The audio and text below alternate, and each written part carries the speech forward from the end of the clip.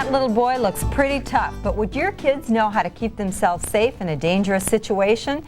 Michael DePasquale thinks parents should teach kids self-defense, and he's here to share with us some of the tips.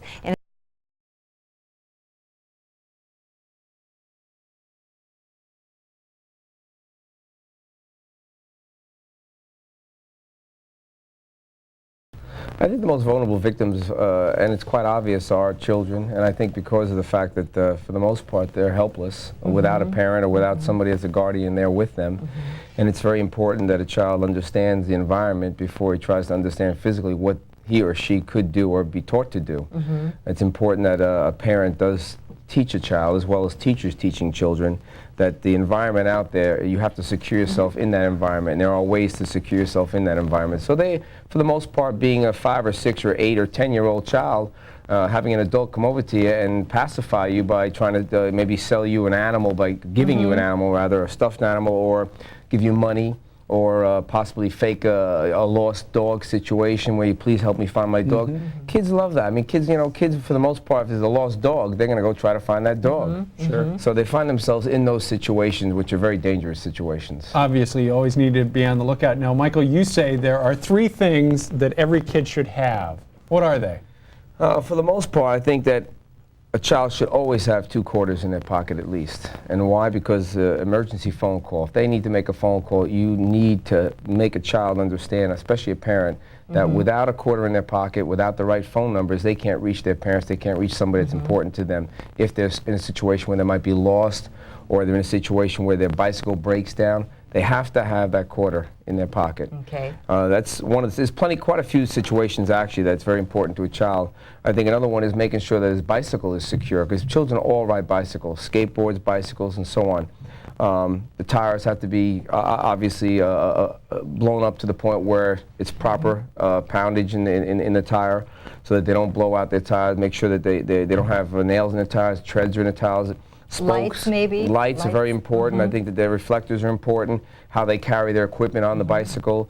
Do they have a rack? Do their parents put a rack on the bicycle so they don't have to carry it in their hands? Because it's easy for a child to lose his balance, and if he loses his balance and falls, you might have a situation where there's somebody there seeing a child fall off the bicycle, and they might get the idea before it even enters into their head. They see the child fall and say, well, hey, this kid's in trouble. Maybe let me help him. And all of a sudden, he's pacifying the child. Next thing you know, something clicks in his brain. All of a sudden, you have a situation in your hand that wasn't even meant to be. Okay, and what was the third thing?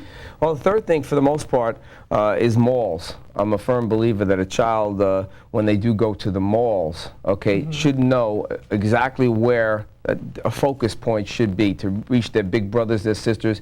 Also, in malls, knowing is very, very important that there's certain people that they have to be at that mall with. How they lock up their bicycles at the mall, how to pay attention.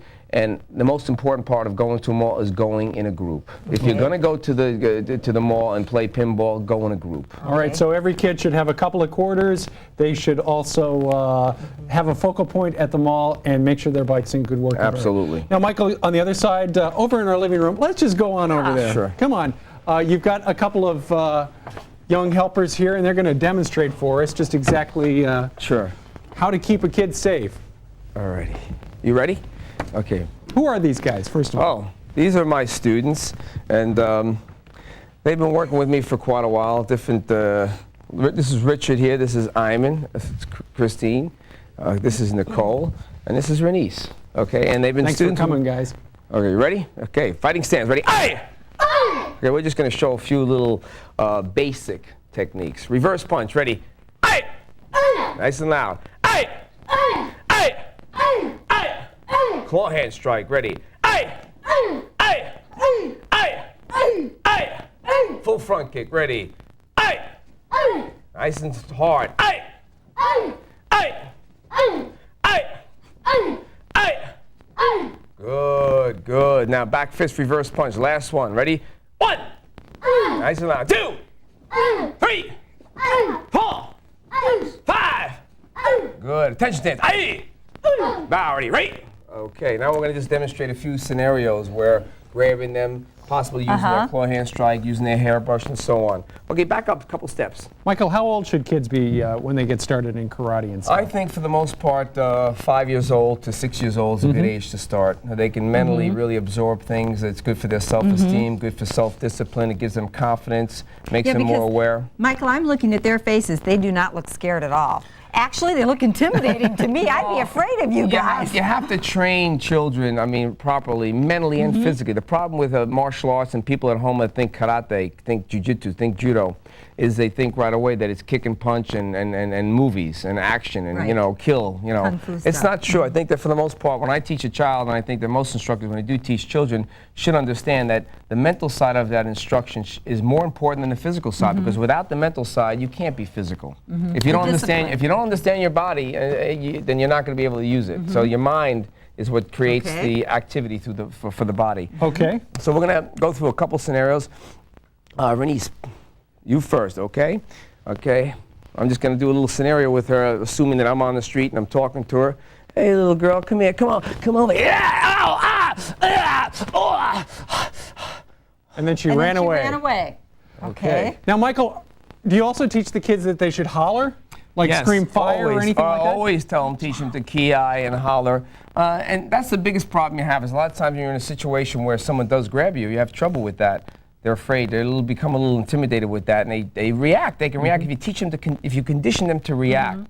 For every action, there's a reaction. If I grab you and I teach you to react off of that, it's just like driving your car and making a left-hand turn with a blink. You know you have to put the blinker on to make a left-hand turn. So you're thinking about the blinker and knowing you have to make a left-hand turn. Same thing here. So you need to condition. Ki is the same thing. Although it's a little hard because kids, when they get in a fearful position, they normally don't know how to talk. He's kind of like saying, he's trying to get it out, but you can't.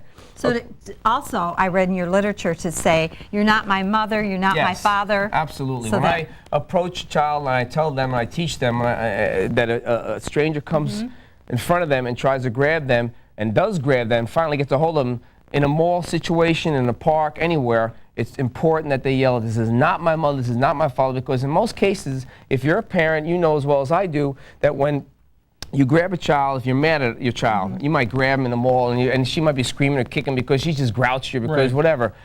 People just ignore that because they say, well, it's got to be a parent. She's disciplining the So child, if you say, this is not my mother, this is not my father, someone will take notice and immediately stop in that situation. So it's important. People just don't scream or teach a child just to yell or whatever. Fire is no good. Doesn't work. This is not my mother, this is not my father, please help me, somebody. At the same time, he might be busy trying to shut your mouth up and you can use your hands to strike the eyes. Okay. Okay. A couple more situations, okay. I'm gonna grab you from behind, ready? Turn. In this situation here, I'm gonna pick up, Good. Wow. That's Okay, he's a impressive. key eyes guy. Okay. Quick, we'll get, grab her. Okay, this is a situation where you might have somebody walking out of a ladies' room in a park or in a mall, maybe walking with a big sister, and somebody comes up and tries to sell them something. All right. Hey, little girl, hey, you want this? This is nice. Hey, Oh. And she blew her whistle. Again, to get attention. Ki-eye. Okay, good, very nice. Okay, Hyman.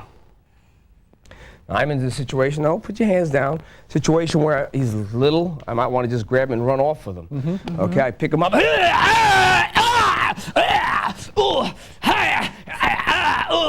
Good. Very nice. Terrific. Great job, you guys. All right. Nicole, one more we got. Make it really quick. Real We're almost quick, out of time. We're almost out of time, That's ready? Nicole. And she's combing your hair. She's combing your hair. I come over. Hey, good. So just use the whatever they have in their basic hands hairbrush. as a weapon as Yes. well. All right, Very important. very good. Michael Yes. DiPasquale, thank you very much for joining us today. Oh, Thanks, pleasure. kids. You did Pleasure. a great job. Excellent All job. right, bow down, ready, right? Okay. Very good. Very nice. All right, don't touch that dial. Denise and I will have some final thoughts for the day when we continue.